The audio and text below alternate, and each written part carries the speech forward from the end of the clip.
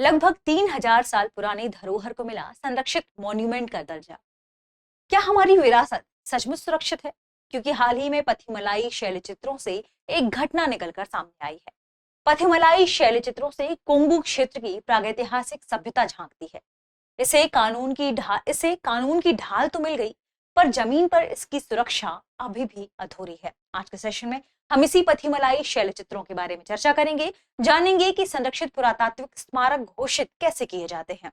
आगे बढ़ने से पहले आपके लिए एक महत्वपूर्ण सूचना है। अगर आप घर बैठे यूपीएससी की प्रिपरेशन करना चाहते हैं तो दृष्टि आईएएस लेकर आया है एक बहुत ही शानदार कोर्स, जिसका नाम है studio GS foundation live online course. इस कोर्स की सबसे खास बात है कि इसमें जनरल स्टडीज के सारे विषय, 2 साल की करंट अफेयर की क्लासेस का एक्सेस, दृष्टि की मैगजीन, प्रिंटेड बुकलेट्स और बेस्ट फैकल्टी, ये सब कुछ मिल रहा है मात्र 24,999 रुपए। और अगर आप ये फीस भी एक बार में नहीं दे पा रहे तो इस फीस को भी इंस्टॉलमेंट यानी ईएमआई में भरने की सुविधा है। और अगर आपको इस कोर्स में भी डिस्काउंट चाहिए तो कूपन कोड इस्तेमाल करें गीत कूपन कोड के इस्तेमाल करने से आपको यही कोर्स और कम प्राइस में यानी डिस्काउंट में मिल जाएगा। कहां से खरीद सकते हैं? डिस्क्रिप्शन में लिंक दी गई है। उस लिंक को जैसे ही आप क्लिक करेंगे आप डायरेक्ट कहां पहुंच जाएंगे? दृष्टि लर्निंग ऐप के स्टूडियो जीएस फाउंडेशन कोर्स में। वहां पर एक कूपन कोड वाली स्लाइड होगी। इस कूपन कोड को अप्लाई करने से आपको कम फीस में ये कोर्स मिलेगा। ठीक है, ये कोर्स आपको हिंदी, इंग्लिश और इंग्लिश तीनों में मिलेगा। यानी आपके पास जो लिंक्स हैं डिस्क्रिप्शन में वो 3 होंगी, हिंदी वाली, इंग्लिश वाली और इंग्लिश वाली। इंग्लिश मींस क्लास होगी हिंदी में और नोट्स मिलेंगे इंग्लिश में। तो फिर देर किस बात की? ऑफर सीमित समय के लिए है, अभी से तैयारी शुरू कर दें। इसके बारे में कोई भी जानकारी चाहिए तो 8750 पर कॉल करें। हमारी टीम आपको इसके बारे में पूरी डिटेल से जानकारी देगी। इस कोर्स के बारे में एक और खास बात, मान लीजिए आपने इस कोर्स को खरीद लिया, फिर आपका मन हो कि आप दृष्टि के किसी ऑफलाइन सेंटर में जाकर क्लास करें। आप दृष्टि के किसी भी ऑफलाइन सेंटर में जाकर क्लास करेंगे, वहां की क्लासेस में जो फीस होगी उस फीस में इस फीस को एडजस्ट कर दिया जाएगा। इसका मतलब कोर्स आपको मिल रहा है बिल्कुल फ्री। तो ऑफर का लाभ उठाइए और हम बढ़ते हैं आगे की तरफ। देखते हैं हमारी आज की खबर को। हमारी आज की खबर संबंधित है लगभग 3000 साल पुरानी शैल चित्रों से संबंधित। ये शैल चित्र कहां पर है? ध्यान रखिए, ये शैल चित्र है पथिमलाई शैल चित्र।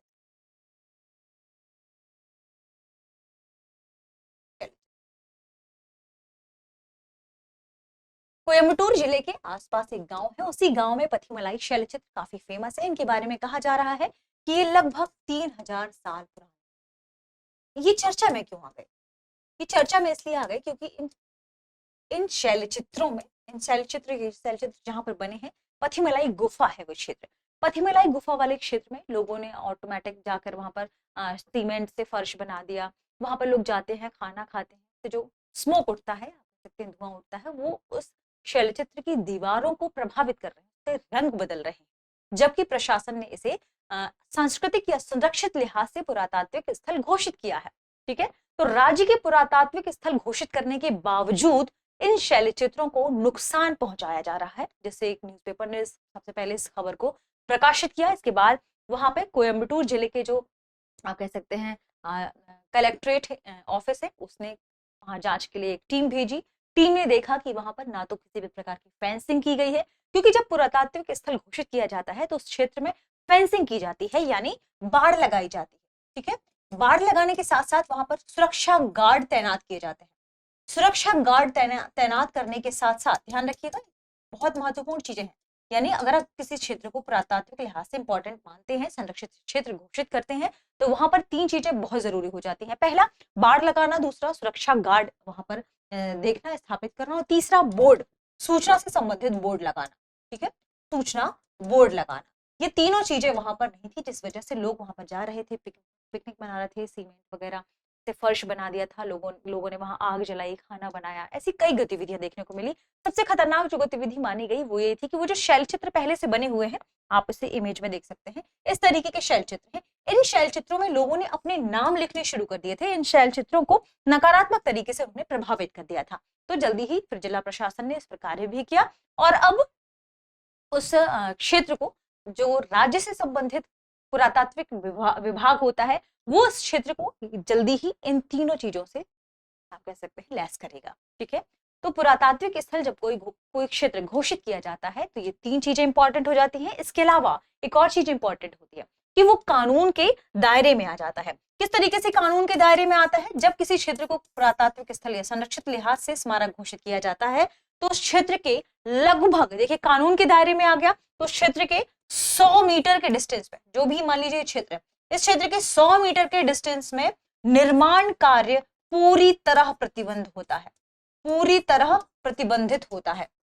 ठीक है, 100 मीटर के डिस्टेंस में निर्माण कार्य पूरी तरह प्रतिबंधित होता है। और इस क्षेत्र के 200 मीटर के डिस्टेंस में, 200 मीटर के डिस्टेंस में अगर आपको निर्माण कार्य करना है तो उसके लिए विशेष अनुमति की जरूरत होती है। ठीक है, इसके अलावा अगर इस क्षेत्र को किसी भी क्षेत्र को पुरातात्विक स्थल या संरक्षित लिहाज से स्मारक घोषित करते हैं तो उस क्षेत्र को कानून के दायरे में ले लिया जाता है। और उस क्षेत्र में अगर किसी भी प्रकार का निर्माण कार्य, अवैध घुसपैठ, किसी प्रकार की छेड़ाछाड़ी या उस क्षेत्र को आप क्षतिग्रस्त करते हैं तो आपको सजा भी हो सकती है या जेल भी हो सकती है। तो ये दोनों चीज, इन चीजों का प्रावधान उसके भीतर कहा गया है। उसमें इन तीनों चीजों की व्यवस्था की जाएगी, क्योंकि संरक्षित क्षेत्र दो तरीके से घोषित किए जाते हैं। कौन घोषित करता है संरक्षित क्षेत्र? देखिए, अगर राष्ट्रीय महत्व के स्मारक हैं, अगर राष्ट्रीय महत्व के स्मारक हैं तो केंद्र सरकार घोषित करती है। केंद्र सरकार के घोषित करने पर, यानी राष्ट्रीय महत्व के स्मारक होने पर उनकी देखरेख करती है कौन? Archaeological survey of India. ठीक है, कौन?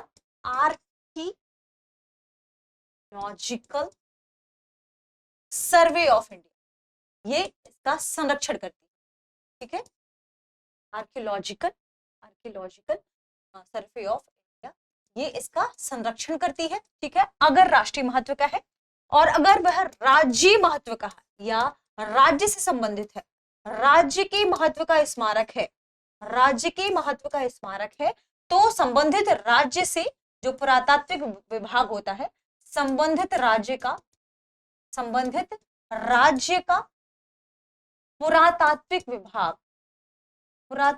विभाग उसका संरक्षण करता है। ठीक है, ये ध्यान रखिएगा। तो दो तरीके से क्षेत्रों को संरक्षित घोषित किया जाता है। ये इंपॉर्टेंट फैक्ट है जो हमने देखा। अब हम हमारी खबर की ओर हम आगे बढ़ते हैं और देखते हैं सबसे इंपॉर्टेंट सेगमेंट को। वो नोट कर लेना है आपको, क्या कि किस वजह से पूरा जो हमारी पथिमलाई क्षेत्र है वो फेमस है। कारण क्या थी? हमने देखा पथिमलाई क्षेत्र की बात करें, यहाँ की शैल चित्र लगभग 3000 साल पुराने माने जाते हैं। ये चित्र सफेद रंग द्रव्य यानी व्हाइट पिगमेंट से बनाए गए हैं। ये प्रागैतिहासिक कुंगु क्षेत्र इसके लोगों के जीवन की झलक दिखाते हैं। इन अगर हम क्षेत्रों की बात करें, भित्ति चित्रों की बात करें, जिसे हम शैल चित्र कह रहे हैं, माफ कीजिएगा, रॉक पेंटिंग के अंतर्गत आते हैं ये। तो इन चित्रों में हाथियों, रथ और मानव जैसी आकृतियां दिखाई देती हैं। ठीक है, आकृतियों की बात कर रहे हैं। यह स्थल पश्चिमी घाट के पलक्कड़ गैप में स्थित है। इस क्षेत्र से प्राचीन व्यापार मार्ग पेरुवाची गुजरते हैं। ठीक है, यह कोयंबटूर जिले में बची हुई अंतिम प्रमुख शैल कला स्थलों में से एक है। हमने ये भी देखा था कि क्या वहां निग्लेक्ट किया गया था, सुरक्षा का अभाव कैसे था। भले ही सरकार ने उस क्षेत्र को संरक्षित स्मारक घोषित कर दिया, इसके बावजूद सुरक्षा का अभाव था। 2025 में तमिलनाडु सरकार ने इसे प्रोटेक्टेड आर्कियोलॉजिकल मॉन्यूमेंट घोषित किया था, यानी संरक्षित पुरातात्विक स्मारक घोषित किया था। लेकिन अब तक वहां पर किसी भी प्रकार की सुरक्षा नहीं थी, ना तो सुरक्षा थी, ना बाड़ यानी फेंसिंग थी, ना ही बोर्ड था, ना ही संरक्षित क्षेत्र जैसी कोई संरचना यहाँ पर बनाई गई। साइट पर कोई जानकारी बोर्ड नहीं था, वही जो हमने सूचना बोर्ड की बात की थी वो नहीं था, जिससे वहां आने वाले लोग इन चित्रों के महत्व को नहीं समझ रहे थे, उसे लगातार अनजाने में नुकसान पहुंचा सकते हैं। युवा लोग गुफाओं में प्रवेश करते हैं और दीवारों पर ग्राफिटी यानी लिखावट या निशान बना देते हैं, जिससे प्राचीन चित्रों को नुकसान पहुंच सकता है। इसे ध्यान में रखते हुए ये नए कदम उठाए गए हैं। जल्दी ही सरकार ने कहा है कि हम जल्दी से इसे ठीक करेंगे। क्या हुआ था ये हमने देखा भी कि वहां पर लोगों ने आंशिक रूप से सीमेंट का फर्श बना दिया था, पूजने पत्थर स्थापित कर दिए थे, गुफाओं की दीवारों पर सफेद पेंट से तमिल में लिखावट कर दी थी। ये सभी बदलाव प्राचीन धरोहर के लिए नुकसानदेह होते हैं। जांच के बाद तमिलनाडु राज्य पुरातत्व विभाग ने और राजस्व विभाग ने मिलकर सभी अवैध निर्माण और बदलावों को हटा दिया है। ठीक है, मदुकरई तहसीलदार के नेतृत्व में टीम ने गुफा का निरीक्षण भी किया है। प्रशासन इस स्थल की सुरक्षा के लिए लगातार कदम उठाएगा। वहां एक सूचना बोर्ड भी लगाया जाएगा ताकि लोगों को पता चले कि ये पुरातात्विक स्थल है, महत्वपूर्ण है, इसके संरक्षण के लिए लगातार कार्य किए जाने हैं। ठीक है, तो हमने पुरातात्विक स्थल क्या है, इसकी इंपॉर्टेंस और कैसे घोषित किए जाते हैं, किस तरीके के होते हैं, कितने महत्व के होते हैं, ये भी देखा। आपको हमें कमेंट सेक्शन में बताना है कि क्या कि हमारे मौलिक कर्तव्यों में क्या हमारे विरासत के संरक्षण की बात में कही गई है, और अगर कही गई है तो कहाँ की गई है, नंबरिंग बतानी है। आगे बढ़ते हैं और देखते हैं हमारे प्रश्न को। प्रश्न है, यह गुफा किस भौगोलिक क्षेत्र में स्थित है? ऑप्शन ए नीलगिरी पहाड़ियां, ऑप्शन बी पूर्वी घाट, option C Palakkad gap, option D Aravalli पर्वतमाला। इस प्रश्न का सही जवाब कमेंट सेक्शन में देना ना भूलें। मिलते हैं अगली वीडियो में। शुक्रिया। अब एग्जाम की तैयारी को और बेहतर करने के लिए हमारे चैनल को लाइक, शेयर और सब्सक्राइब करना ना भूलें।